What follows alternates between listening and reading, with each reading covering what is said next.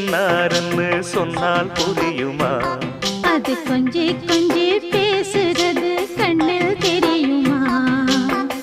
உலகே அழிஞ்சாலும் உன் உருவம் அழியாதே. உயிரே பிரிஞ்சாலும் உறவேதும் பிரியாதே.